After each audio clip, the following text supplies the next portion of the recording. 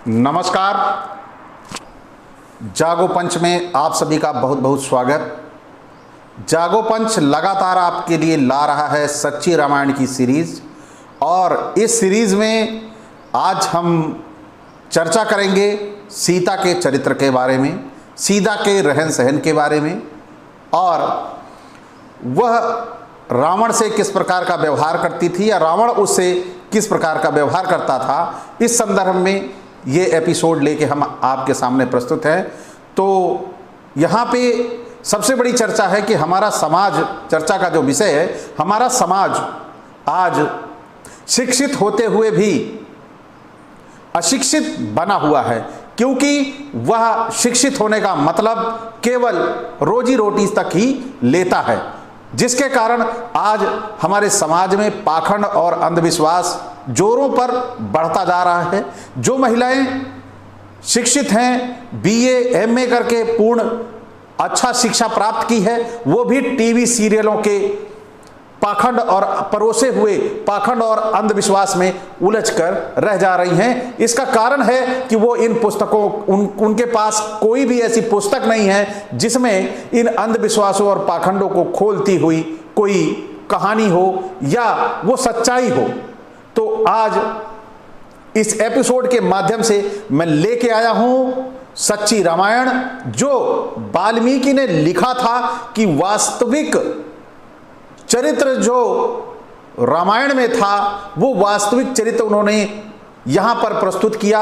उन चरित्रों को किस तरह दैवीय बनाया गया, उस दैवीय चरित्रों को किस तरह महापुरुष से होते हुए उन्हें ईश्वर बना दिया गया, और ईश्वर बनाने का काम तुलसीदास दुबे ने किया, जो कि वाल्मीकि रामायण का आधा अधूरा ज्ञान तुलसी ने उसमें ले जाके लिख के और उन्हें भगवान बना दिया। तो उसी भगवान की पोल खोल में ये सच्ची रामायण पुस्तक लिखी पेरियारी वी रामास्वामी ने।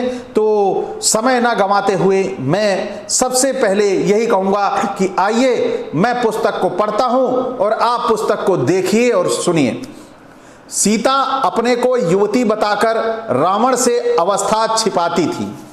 आप यहाँ पे शीर्षक के अनुसार देखेंगे कि सीता अपनी उम्र रावण से क्यों छिपाती थी, आखिर इसका कारण क्या है। क्योंकि महिलाओं की ये स्वभावता होता है कि वो अपनी उम्र, वास्तविक उम्र नहीं बताती हैं और लोग उनसे उम्र भी नहीं पूछते हैं। लेकिन यहाँ अगर उम्र के जिक्र भी आता है तो कैसे सीता यहाँ अपनी उम्र को छिपाती हैं। आइए शुरू करते हैं।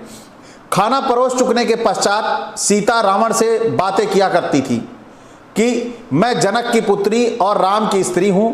उसने रावण को अपनी वास्तविक अवस्था से कम अवस्था बताई थी। जब वह वन में आई और रावण से बातें कर रही थी तब वह 13 वर्ष की थी। उसने पुनः उसे बताया कि मेरा विवाह हो जाने के बाद मैं 12 वर्ष अयोध्या में रही।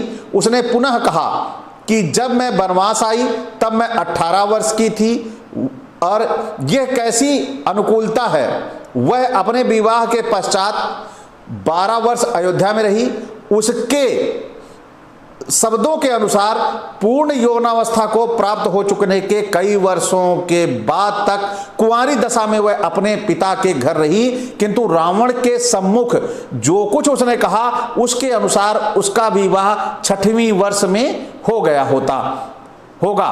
क्या सीता केवल 6 वर्ष में यौवनावस्था प्राप्त कर सकती थी? 6 वर्ष में यौवनावस्था को प्राप्त करने के पश्चात कई वर्षों तक कुंवारी दशा में उसके अपने पिता के घर रहने की बात यदि स्वीकार कर ली भी जाए तो उसने इस प्रकार केवल ये जो झूठ बोलने का काम किया, उस हिसाब से सीता तो यहां पर दिखेगी कि वह अपने वृद्धावस्था को छिपाने का प्रयास कर रही थी।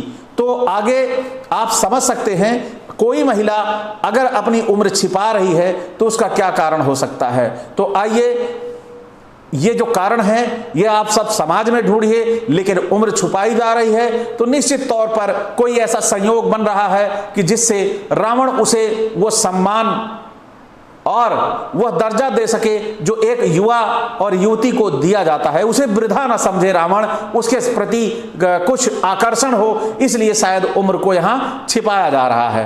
तो वह साधारण तौर पर 45 वर्ष की थी। चूंकि युवती हो जाने के कई वर्ष बाद तक अपने पिता के घर रही, इसलिए विवाह के समय वह 20 वर्ष की रही होगी। 12 वर्ष अयोध्या में, 13 वर्ष वनवास में, 20 वर्ष अपने पिता के घर में। तो अगर इसको कैलकुलेशन किया जाए, इसे टोटल किया जाए, तो वह 45 वर्ष की हो जाएगी। लक्ष्मण ने भी यह बात दृढ़तापूर्वक कही थी कि सीता बड़े पेट वाली एक वयोवृद्धा स्त्री है। यह बात उसने कब कही? यह तब कही जब शूर्पणखा राम से प्रेम करती थी और उससे विवाह करना चाहती थी। राम ने इस पर कहा कि मेरा विवाह पहले ही हो चुका है, तुम कुंवारे लक्ष्मण के पास जाओ। अतः जब वह उसके पास गई, किंतु लक्ष्मण ने इस कारण उससे विवाह करने से इनकार कर दिया कि मैं राम का दास हूं, और यह कहते हुए कि राम की स्त्री बड़े पेट वाली वृद्धा है, अतः तू उसी के पास लौट जा, वह तुझसे विवाह कर लेगा। जैसा कुछ कथा के अनुसार जब रावण सीता को मिला तब वह सुंदर किंतु वृद्धा थी। वृद्धा होते हुए भी जब रावण आनंद लेता हुआ उसके अंग प्रत्यंगों की प्रशंसा करने लगा था, तब उसने अपनी अवस्था क्यों छिपाई? पाठक तनिक इस पर विचार करें। यहाँ लेखक ने यह बताने का प्रयास किया है कि रावण, सीता वृद्ध थी, वृद्ध होने के बावजूद भी अब वो रावण उसके अंग प्रत्यंगों की प्रशंसा कर रहा है, तो इसके पीछे क्या कारण हो सकता है? या सीता अपनी उम्र छुपा रही है, तो इसके पीछे क्या कारण हो सकता है? यह तो उनमें होता है जो एक दूसरे को प्रेमी नजरिए या प्रेम की नजर से देख रहे होते हैं। ये यहाँ पे होता है कि वस्तुतः अगर हम इसको छिपा लेंगे तो शायद हमारा प्रेम परवान चढ़ जाएगा। तो आज ये जो प्रसंग है, इस प्रसंग में आप केवल सत्यता को ढूंढिए कि आखिर इसमें सत्यता क्या हो सकती है। तो आइए आगे चलते हैं। क्या एक सती देवी शक्ति की कथा ऐसी है? तत्पश्चात क्या हुआ? रावण ने अपने आप को प्रकट किया, कपट भेष उतार दिया और पूर्ण परिचय दिया और सीता को उसके साथ लंका चलने को कहा। सीता ने ऐसा करने से इनकार कर दिया।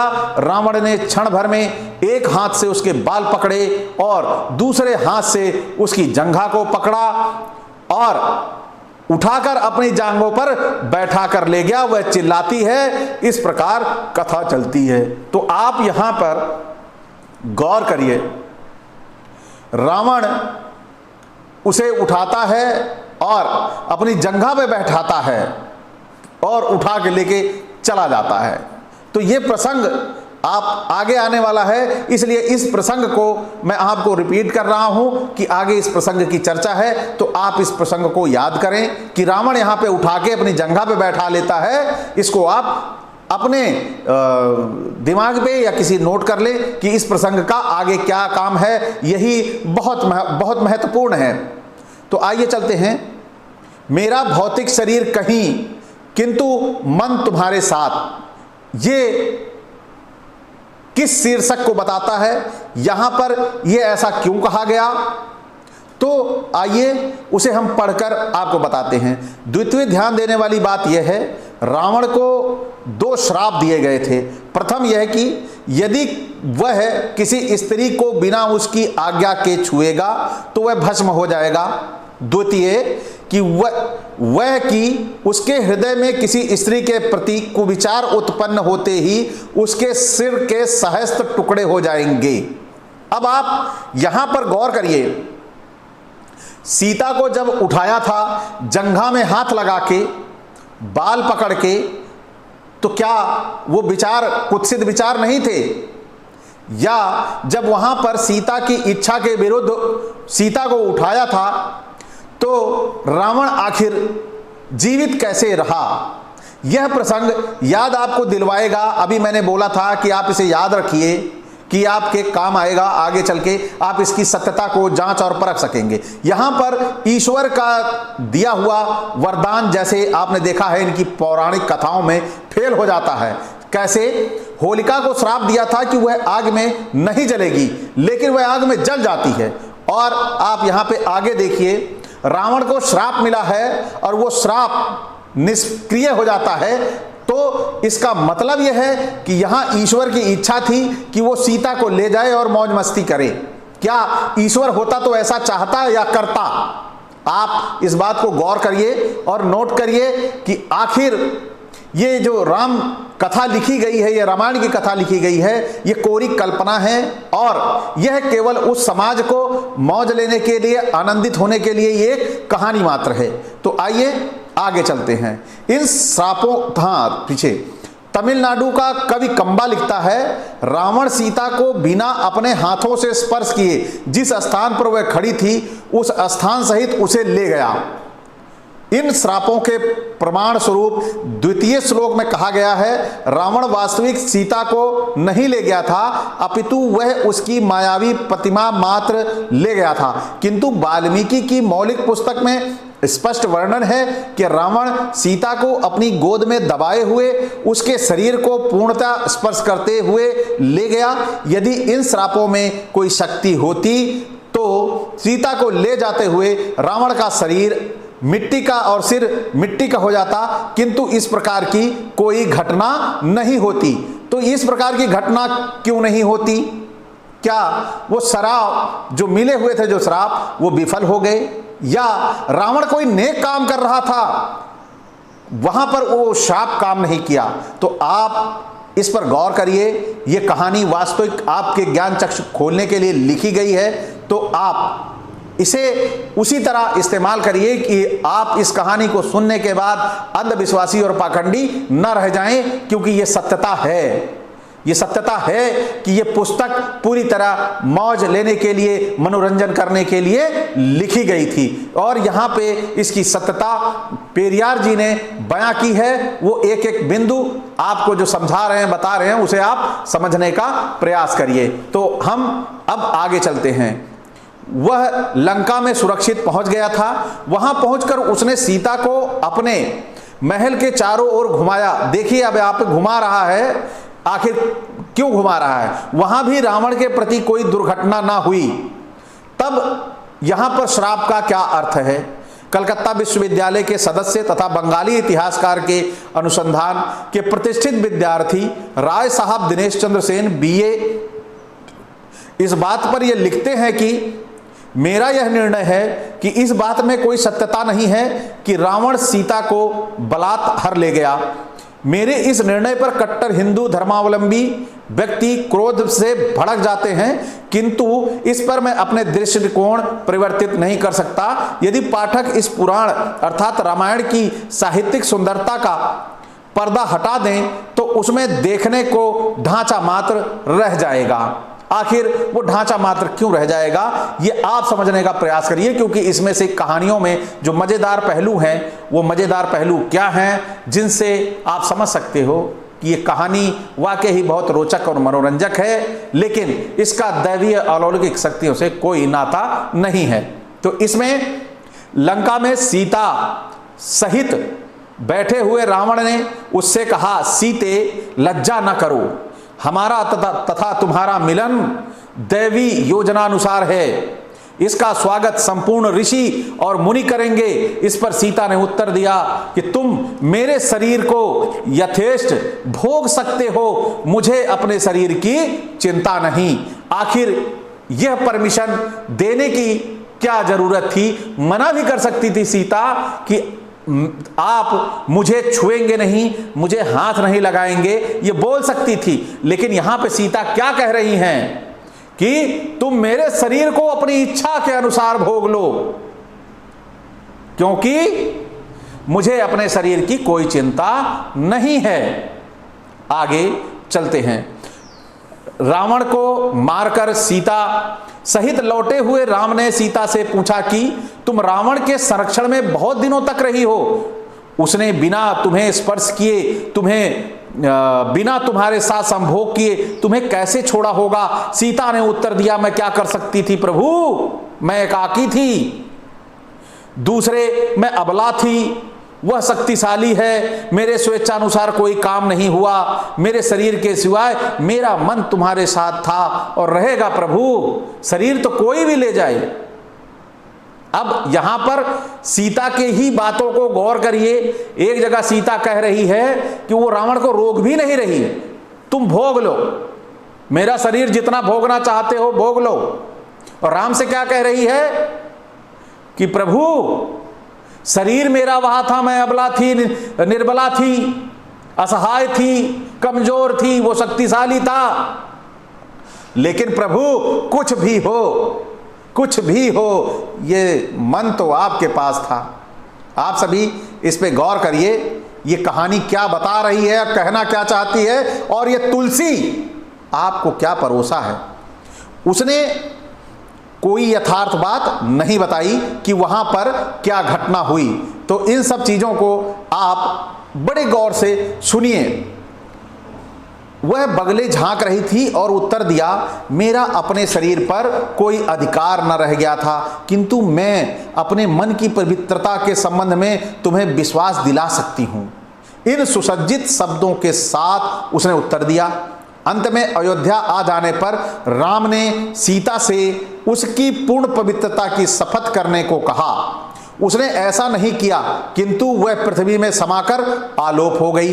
दूसरे शब्दों में उसने आत्महत्या कर ली। अब यहां पर थोड़ा सा मैं पुस्तक से हटकर आपसे बात करना चाहता हूं। यहां पर सीता को अपने जब चरित्र का परीक्षण या उसे शपथ लेने के लिए राम ने कहा, तो सीता को यह लगा कि यदि एक सच्चाई बताऊंगी तो मुंह दिखाने काबिल नहीं रहूंगी, और जग में मेरी क्या जग हंसाई होगी, मेरी बदनामी होगी। तो सीता ने उससे अच्छा है धरती में समाने का काम किया।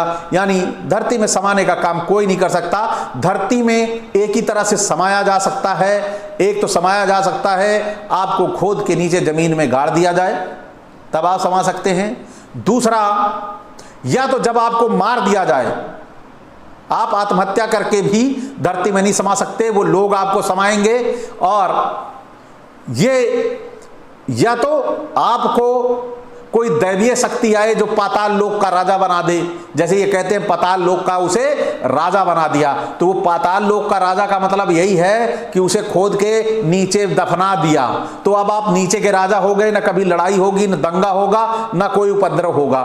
तो आप जो भी साथी से सुन रहे हैं, और जो भी पाखंडी यानी मनुवादी पाखंडी, यानी हमारे ओबीसी एससी समाज के नहीं, कोई पाताल लोक का राजा बनना चाहता है तो वो मुझे अपनी पूरी संपत्ति दे दे, मैं उसे पाताल लोक का राजा बनाने के लिए पूरी संपदा दे दूंगा। यहां से लेकर अमेरिका तक, नीचे नीचे चाहे जहां राज करे वो राज कर सकता है। तो आइए अब आगे चलते हैं पुस्तक पे। राम के अनुचर निंदनीय हैं। यहां पर यह भी कहा गया है, देखिए पुस्तक का जो एक बिंदु है ये भी है, यहां तक सीता के पति राम का संबंध है, वह पाखंडी, कपटी, विश्वासघाती, स्त्रीवत, निर्बल और मेहरा और झूठा था। बताइए, इतने बड़े बड़े आरोप लगे हैं। इन आरोपों के बाद भी वो बंदा पुरुषोत्तम, मर्यादा पुरुषोत्तम राम, और अपनी पत्नी को कह रहा है तुमने सीता के साथ संभोग, रावण ने तुम्हारे साथ संभोग जरूर किया होगा। ये मर्यादा पुरुषोत्तम भगवान के वचन हैं। गौर करिए मेरे पाखंडी भाइयों, गौर करिए, अपने दिमाग के कपाट खोलिए। राम अपनी पत्नी को इस तरह कह रहा है जबकि उसे सब पता था, क्योंकि वह दैवीय योजना अनुसार प्लानिंग थी कि वो जाएगी, रावण से संबंध बनेगा। ये आप थोड़ा अपने दिमाग में तौलिए। कब तक आप कपाट बंद किए रहेंगे? थोड़ा सा तो दिमाग खोलिए, और जब खोलेंगे तो ऐसे ही ज्ञान आपको मिलेंगे, आप उबर आएंगे उन पाखंड और अंधविश्वासों से। तो आइए चलते हैं। अब उसका भाई लक्ष्मण उपद्रवी व प्रजा पीड़क था। जिसने अपने पिता को मारने का साहस किया था। वह लुच्चा व लंपट था जो गद्दी प्राप्त करने हेतु कोई भी कार्य करने में ना हिचकिचाया। 60 वर्ष की अवस्था के बाद जो दशरथ था वह भ्रष्ट था। उसने अपने पुत्रों को समान रूप से प्यार न करते हुए एक को प्यार किया तथा दूसरे से घृणा की। राम की माता अपने पति के प्रति कोई प्रेम नहीं करती थी। यही बात सुमित्रा के विषय में थी। जब दशरथ मृत्युशैया पर लेटा था तब निकट ही कौशल्या और सुमित्रा गंभीर निद्रा विभूत थी। उनकी मृत्यु से शोकाकुल रोते हुए व्यक्तियों द्वारा जब जगाई गई तो वह अपने पति के प्रति उदासीन रहती थी, तब वो जगी। यहाँ पर उन औरतों को गलत कहना बहुत ही निंदनीय है। लोगों ने अगर उसे कहा कि वह उदासीन थी तो उदासीन का कारण है जिसका भी पति युवा होगा, बुजुर्ग होगा और महिला युवा होगी तो निश्चित तौर पर दोनों के आपसी संबंधों में वो परस्पर संबंध नहीं रहेंगे, दोनों में वो लगाव नहीं रहेंगे, तो ये उदासीनता नेचुरल है, स्वाभाविक है। यहां पर इन महिलाओं को गलत कहना मेरे ख्याल से इस मानव स्वभाव को गलत कहना है, ये मानव स्वभाव है। तो यहां पर अब आगे चलते हैं। सुग्रीव विभीषण जिन्होंने अपने भाइयों को धोखे से मरवाकर उनका राज्य छल और कपट और धोखे से छीन कर घृणित उद्देश्य से राम से मित्रता की, विश्वासघाती व आलसी थे। राम को संपूर्ण मंडली में इस प्रकार के धूर्त, ठग, अधर्मी, विश्वासघाती, भातृद्रोही भरे पड़े थे तो वे भी देवता माने गए। किंतु रामायण की कथा के अनुसार इन कथित दैवी शक्तियों विरोधियों सत्य को सभी को सत्यवादी कहा कहकर उनकी प्रशंसा की गई है। तो आज का एपिसोड यहीं तक। अब इस कहानी के बारे में थोड़ा सा जो कहानी का निष्कर्ष निकलता है, आज के आप एपिसोड का निष्कर्ष क्या निकल रहा है, ये आपसे चर्चा हो जाए।